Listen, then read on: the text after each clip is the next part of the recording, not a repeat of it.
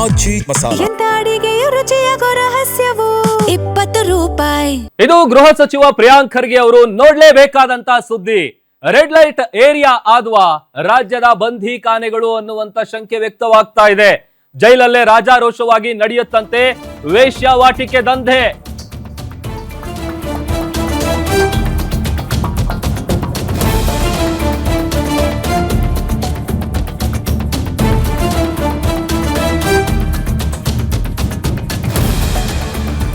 ಇದು ಗೃಹ ಸಚಿವ ಪ್ರಿಯಾಂಕ್ ಖರ್ಗೆ ಅವರು ನೋಡ್ಲೇಬೇಕಾದಂತ ಸ್ಟೋರಿ. ರೆಡ್ ಲೈಟ್ ಏರಿಯಾ ಆದುವ ರಾಜ್ಯದ ಬಂಧಿಖಾನೆಗಳು ಅನ್ನುವಂತ ಪ್ರಶ್ನೆ ಕಾಡ್ತಾ ಇದೆ. ಯಾಕೆ ಅಂತ ಅಂದ್ರೆ ಜೈಲಲ್ಲೇ ರಾಜಾರೋಷವಾಗಿ ವೇಶ್ಯಾವಾಟಿಕೆಯ ದಂಧೆ ನಡೆಯುತ್ತಂತೆ. ಜೈಲೊಳಗೆ ಮೊಬೈಲು, ಎಣ್ಣೆ, ಹೆಣ್ಣು ಎಲ್ಲವೂ ಸಪ್ಲೈ ಆಗ್ತಾವ. ಹಾಗಾದ್ರೆ ರಾಜ್ಯದ ಜೈಲುಗಳ ಒಳಗಿನ ಕರ್ಮಕಾಂಡ ನಿಮ್ಮ ಗ್ಯಾರಂಟಿ ನ್ಯೂಸ್ ಬಟಾ ಬಯಲು ಮಾಡ್ತಾ ಇದೆ. ಇದು ಬೆಳಗಾವಿಯ ಹಿಂಡಲಗ ಜೈಲಿನಲ್ಲಿ ಅಧಿಕಾರಿಗಳದ್ದು ಆಡಿದ್ದೇ ದರ್ಬಾರ್. ಅವರು ಮಾಡಿದ್ದೇ ಆಟ. ಹೇಳೋರಿಲ್ಲ ಕೇಳೋರಿಲ್ಲ. ಜೈಲಿನಲ್ಲಿ ಖೈದಿಗಳಿಗೆ ಸಿಗುತ್ತೆ ಹೈ ಫೈ ಫೆಸಿಲಿಟಿ. ಅಧಿಕಾರಿಗಳೇ ಜೈಲನ್ನ ವೇಶ್ಯಾಗೃಹ ಮಾಡ್ಕೊಂಡಿರುವಂತ ಆರೋಪ ಕೇಳಿಬರ್ತಾ ಇದೆ.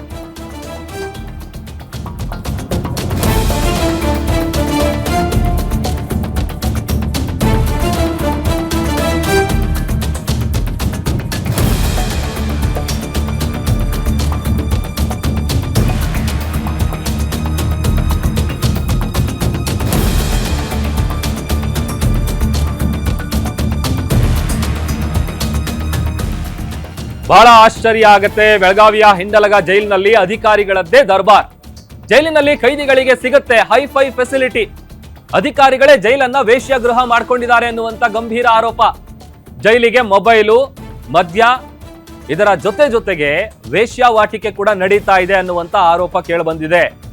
ಅಧಿಕಾರಿಗಳೇ ಜೈಲನ್ನ ವೇಶ್ಯಾಗೃಹ ಮಾಡ್ಕೊಂಡಿದ್ದಾರೆ ಅಂತ ಜೈಲಲ್ಲಿದ್ದಂತಹ ಖೈದಿ ಸಂಬಂಧಪಟ್ಟಂತ ಅಧಿಕಾರಿಗಳಿಗೆ ಕಂಪ್ಲೇಂಟ್ ಕೊಟ್ಟಿರೋದು ನಿಜಕ್ಕೂ ಶಾಕಿಂಗ್ ವಿಚಾರ.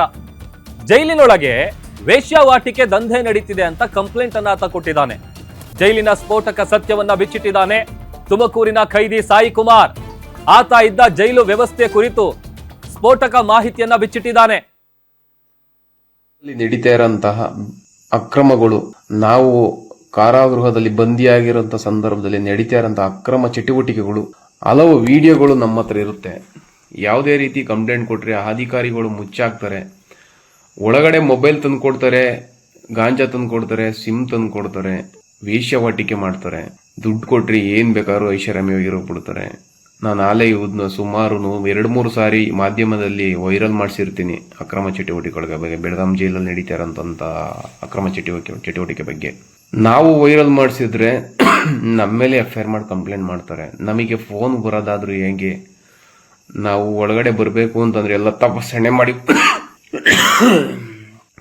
ಮಾಡಿಬಿಡ್ತಾರೆ. ನಮ್ಮ ಕೈ ಮೊಬೈಲ್ಗಳು ಸೇರೋದಾದ್ರೂ ಹೇಗೆ ಅಂದ್ರೆ ನೀವೇ ಯೋಚನೆ ಮಾಡಬೇಕು. ನಮ್ಮ ತಲೆ ದಿಂಬ ಹತ್ರ ನಾವು ಮೊಬೈಲ್ ಸಿಕ್ತು ಅಂತ ಹೇಳಿ FIR ಮಾಡ್ತಾರೆ. ನಮ್ಮ ತಲೆ ದಿಂಬ ಹತ್ರ ಮೊಬೈಲ್ ಬಂದಿದ್ದಾದ್ರೂ ಹೆಂಗೆ, ನಮ್ಮನ್ನೇನ ಪರ್ಚೇಸ್ ಮಾಡ್ಕೊಳಕ್ಕೆ ಆಚೆ ಕಡೆ ಬಿಡ್ತಾರ? ಇಲ್ಲ ನಾವೇನಾರು ತಂದು ಮಾಡಿ ಯೂಸ್ ಮಾಡೋಷ್ಟು ಸಹಾಯ ಮಾಡಕ್ಕೆ ಬಿಡ್ತಾರ? ಇವರೇ ತಂದು ಮಾರ್ತಾರೆ, ಎಣ್ಣೆ ಡ್ರಿಂಕ್ಸ್ ಮಾರ್ತಾರೆ.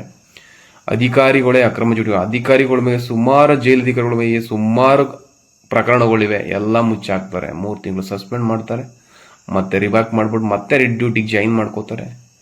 ಮತ್ತೆ ಅವ್ರು ಮಾಡೋ ಅಕ್ರಮ ಚಟುವಟಿಕೆಗಳು ಮುಂದುವರಿಸ್ತಲೇ ಇರ್ತಾರೆ. ಇದ್ರ ಬಗ್ಗೆ ಎಲ್ಲ ನಾನು ಕಂಪ್ಲೇಂಟ್ ಕೊಟ್ಟಿರ್ತೀನಿ. ಕಾರಾಗೃಹ ಇಲಾಖೆಗೂ ಕೊಟ್ಟಿರ್ತೀನಿ, ಪೊಲೀಸ್ ಇಲಾಖೆಗೂ ಕೊಟ್ಟಿರ್ತೀನಿ, ಮತ್ತೆ ಕೈಗಾರಿಕಾ ಪಡೆಗೂ ಸಹ ನಾನು ಕಂಪ್ಲೇಂಟ್ ಕೊಟ್ಟಿರ್ತೀನಿ. ಯಾವುದೇ ರೀತಿ ಆಕ್ಷನ್ ತಗೊಳ್ಳಲ್ಲ. ಹ್ಯೂಮನ್ ರೈಟ್ಸ್ಗೂ ಸಹ ಕಂಪ್ಲೇಂಟ್ ಕೊಡ್ತೀನಿ, ರಾಜ್ಯಪಾಲರಿಗೂ ಸಹ ಕಂಪ್ಲೇಂಟ್ ಕೊಡ್ತೀನಿ. ಯಾವುದೇ ರೀತಿ ಆಕ್ಷನ್ ತಗೊಳ್ಳಲ್ಲ. ಮಂಡ್ಯ SP ಅವ್ರ ಮೇಲೆ ಕೊಟ್ಟಿರ್ತೀನಿ, ಮಂಡ್ಯ ಜೈಲ್ ಅಧೀಕ್ಷಕರು TK ಲೋಕೇಶ್ ಅವ್ರ ಮೇಲೆ ಕೊಟ್ಟಿರ್ತೀನಿ.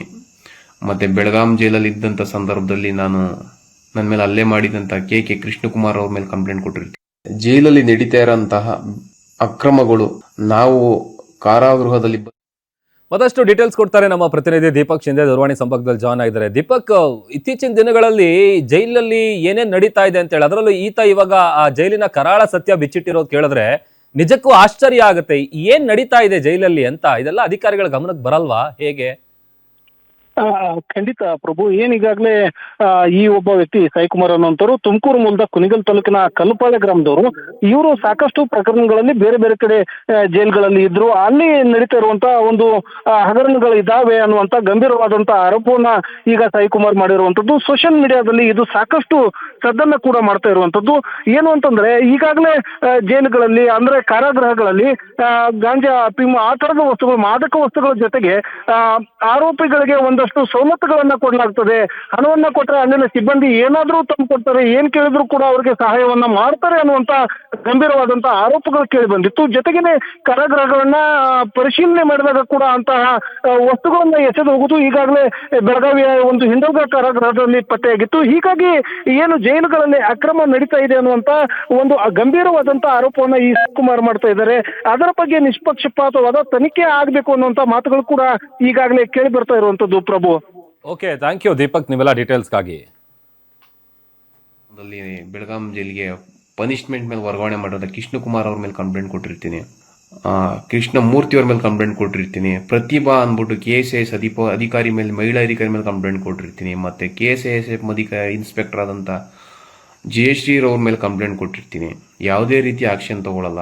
ನಾವು ಕಂಪ್ಲೇಂಟ್ ಕೊಟ್ಟಿದ್ದೀವಿ ಅಂತ ಹೇಳಿ ತುಮಕೂರು SP ಅವರು ಮತ್ತು ಮಂಡ್ಯ ಜಿಲ್ಲೆ ನಾಗಮಂಗಲ ತಾಲೂಕು ಬಿಂಡಿಂಗ್ನೊಲೆ ಪೊಲೀಸ್ ಸ್ಟೇಷನ್ ಮಾರುತಿಯವ್ರ ಮೇಲೂ ಸಹ ಕಂಪ್ಲೇಂಟ್ ಕೊಟ್ಟಿರ್ತೀನಿ, ಮಾಧ್ಯ ನಾಯಕ್ ಅವ್ರ ಮೇಲೆ ಕಂಪ್ಲೇಂಟ್ ಕೊಟ್ಟಿರ್ತೀನಿ, ಮಾದಿಲ್ಲಿ ಹಲವು ಸಿಬ್ಬಂದಿ ಮೇಲೆ ಕಂಪ್ಲೇಂಟ್ ಕೊಡ್ತೀನಿ, ತುಮಕೂರು SP ಅವ್ರ ಮೇಲೆ ಕಂಪ್ಲೇಂಟ್ ಕೊಟ್ಟಿರ್ತೀನಿ.